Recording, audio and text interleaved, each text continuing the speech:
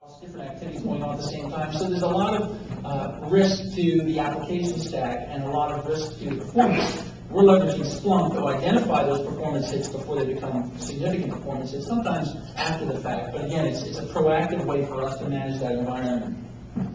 For us, downtime costs money. Again, software as a service provider is a big deal, but beyond customer service and a bad user experience on that is the cost model. So every time we have a minute of outage or downtime, that results in about 60 minutes of overtime for 60 people. So you do the math, take that out beyond a period. I get the operations people who call me pretty agitated on a regular basis if this thing goes down. So we have to stay on top of that. So Splunk gets us in front of those failures before they become failures. We use a WebLogic environment. I did talk about that. We've had WebLogic in the environment for some time. Actually, I think if you were to look at Larry Ellison's yacht and see the rudder, I was telling the guys last night, then you'd see our logo probably on the bottom of the yacht. That's how much money we spend with WebLogic and our Oracle licensing. But we've been there for the 8.1, the 9.2, and the 10.3 instances. And those logs are very difficult to interpret, even as an engineer. When you look at those logs, they're not very friendly. So we want to try to take that unfriendliness out and be able to share those logs with other application developers, other technical people, other business users, whoever it makes sense to share those with. It's easy to isolate those spikes when they occur in the environment with the tool from Splunk and for the dashboards. And again, we're starting to move more towards the scripted inputs and leveraging the WebLogic environment and Splunk tools together to help us get a better handle on our UAT environment. Again, I talked about some of the better release management strategies on the development side. With the release management teams, they have always had the ability to use different tools, but again, nothing was as granular or visual as the Splunk product. And again, it's a quick, easy to read dashboard. It brings things up. They can sort and index on it, as most of you who use the product know already. So again, it's been a very positive experience for us. Some of the statistics, again, I'll just go beyond this. Our database connections we monitor. I can go on and on about the functionality within Splunk and how we're using it, but I think you get the general idea from an application stack perspective. It's very useful in finding the point failures along the way and helping us to pinpoint those things. Again, we're going to look at moving this out to the rest of our environment as well on the application suite, which we have a significant footprint for. Some of the security items that we are starting to look at as well. It's funny, I tell our security officer all the time, I don't like to be hard and crunchy on the outside and soft and chewy on the inside. So, it's the network team has done a tremendous job of hardening up our periphery, and we've got good stack monitoring, and we've got all kinds of agents that monitor traffic coming in and any access points. But on the inside, we do a great job of keeping our application secure in a siloed stack, but again, I always get concerned that there's going to be other things that come up. So internal applications that are causing us to step on each other because they're so interoperable. We have applications that are using the SSO technology stack through Oblit, so we have a lot of single sign-on. We want to make sure that we're monitoring for failed logging attempts, seeing those things in the back end and being proactive about it.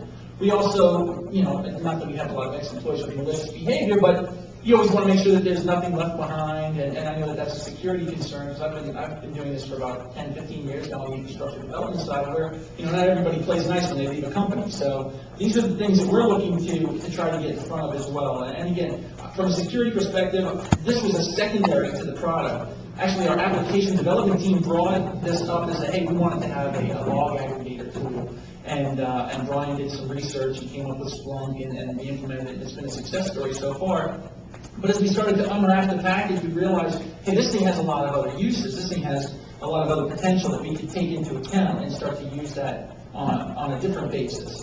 So, today we're using the centralized log access, and we're moving towards getting to resolve issues before the customer gets to see them. We're trying to give the developer team more understanding into their environment before it reaches that prod level. And we're trying to give that intelligence ultimately through web analytics, business analytics. We would love to give our business users the ability to just make decisions based off of real data. And this tool, we feel, is going to be able to do that for us.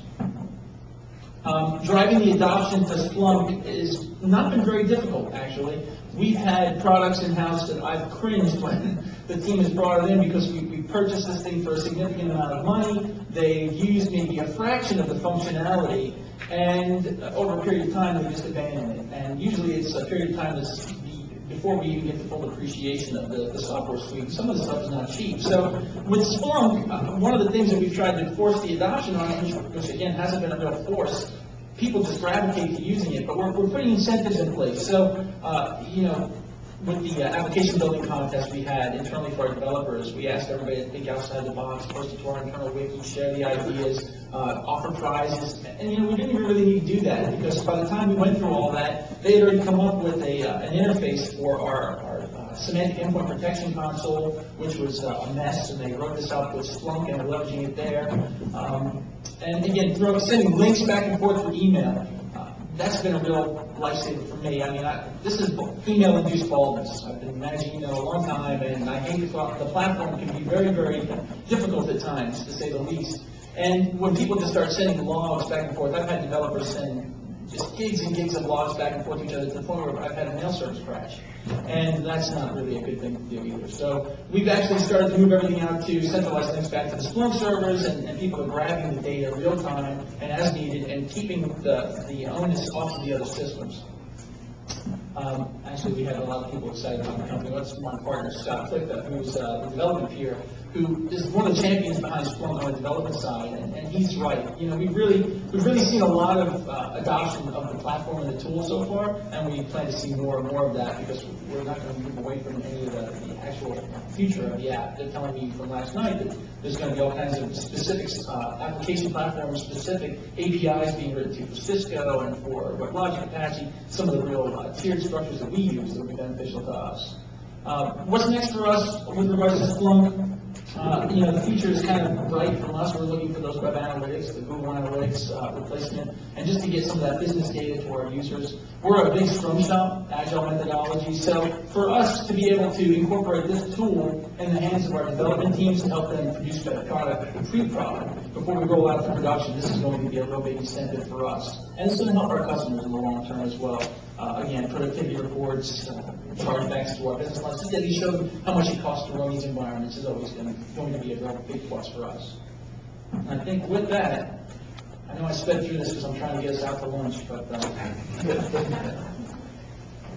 you found that the notion of Splunk has changed the thinking of your software architects at the very beginning, or is it still It's a work in progress. That's a fair question. Some people are quick to adopt and see the merit and the value add. Like our enterprise architect, he saw the value add right away, and his job, of course, is to evangelize that downstream. Some developers, again, they're very process oriented, so they kind of step back and say, I don't know how this is really going to help me yet, and you had to drag them along a little bit. But I would say, for the most part, 80% of our developers saw the benefit right away out of the box. There's always going to be a small contingent that just need a little bit more coercing to see the benefit. But again, it's more process related, right? So once they see how it works and see what it can do, it's usually not a hard sell. Anyone else?